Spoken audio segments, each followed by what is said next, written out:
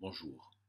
Dans cette capsule, tu vas revoir la partie du cours de comptabilité qui te parle des variations du stock et de leur impact sur le résultat de l'entreprise.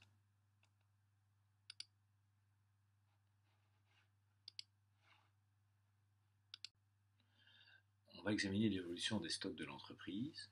Ensuite, nous tenterons de comprendre à quoi sert le compte 609 des variations de stock. Et enfin, nous utiliserons ce compte pour calculer un résultat d'exploitation. Alors bienvenue chez Cotillon SRL. Cette entreprise, elle achète et elle vend des chapeaux de fête et des déguisements. Nous allons nous intéresser à son commerce de chapeaux pointus. On va se mettre d'accord sur ceci. Son fournisseur lui vend chaque chapeau à 10 euros et Cotillon SRL revend à ses clients les chapeaux à 20 euros chacun. Alors quand notre histoire commence, au début de l'année comptable, il reste dans le stock 5 chapeaux. Et donc si on regarde la ligne 34, le stock à l'actif du bilan, eh bien on y trouve bien un solde de 50 euros. Alors sur cette page, tu vois le stock de chapeaux à gauche. Puis à droite, tu vois 3 comptes. Le stock de marchandises, qui est un compte de l'actif, qui ne sera remis à jour qu'à la fin de l'année, lors de la réalisation du prochain inventaire. En dessous, tu retrouves le compte 604, qui enregistre dans les charges, c'est-à-dire dans la classe 6, les coûts de l'achat des marchandises. Et tu trouves aussi le compte 700, qui enregistre dans les produits, c'est-à-dire dans la classe 7, les ventes de marchandises. Afin de se préparer pour les fêtes de carnaval, l'entreprise décide de remplir ses stocks. Et elle va acheter chez son fournisseur 10 chapeaux supplémentaires.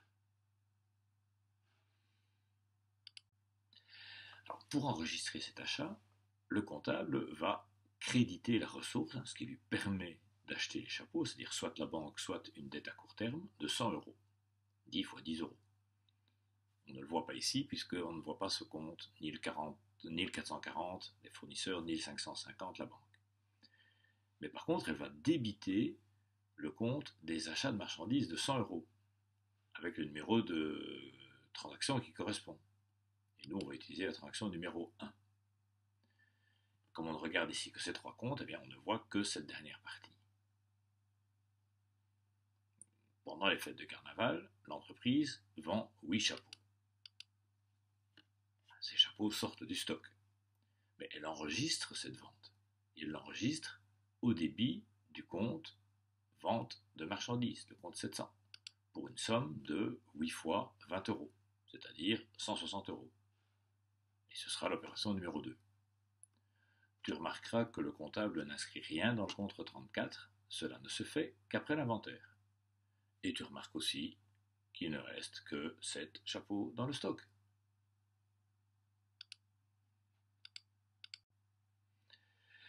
Alors voilà venue la période des fêtes de mariage.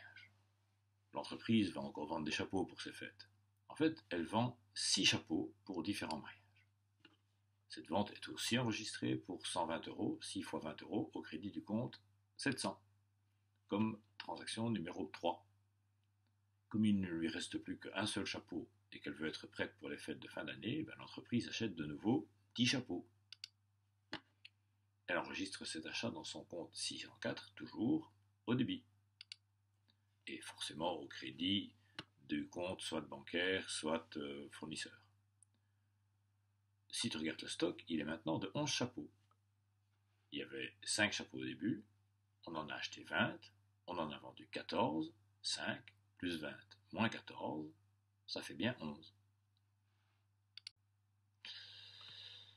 Alors, pas de chance, arrive la pandémie, et les gens ne peuvent pas faire la fête de Noël, ni celle de Nouvel An. Donc, l'entreprise ne vend pas de chapeaux avant la fin de l'année. Et donc, elle va faire son inventaire et son bilan sur base de la situation actuelle. Combien y a-t-il de chapeaux dans le stock? Et comme chaque chapeau a été acheté 10 euros, combien vaut ce stock qui nous appartient? Enfin, qui appartient à l'entreprise. Je te propose de mettre la vidéo en pause et de réfléchir à cela. Quant à la réponse, redémarre la vidéo.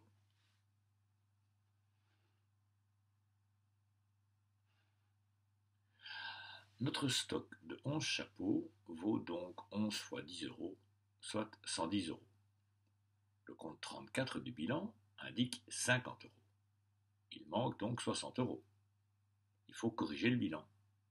Pour cela, on doit augmenter la valeur du stock sur le compte 34 au débit.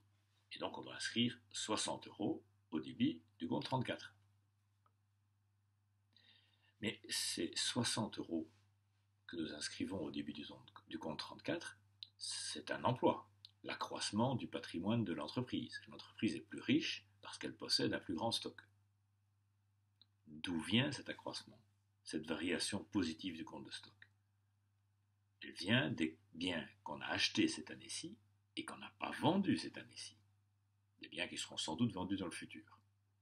C'est un accroissement de l'actif de l'entreprise, pas de ses coûts. La cause, la ressource, sera la variation des stocks de l'année, le compte 609, que nous allons créer et que nous allons créditer de 60 euros.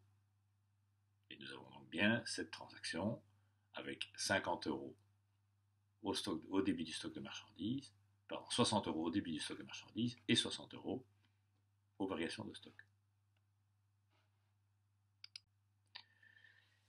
Nous avons maintenant un compte d'actifs pour les stocks qui représente bien notre valeur patrimoniale. 11 chapeaux achetés à 10 euros, soit 110 euros, qui sont du côté des emplois, au débit du compte, à l'actif du bilan. Mais nous devons maintenant calculer les résultats des opérations commerciales. Alors, regardons le compte de résultats. Tout d'abord, on va s'intéresser aux ventes.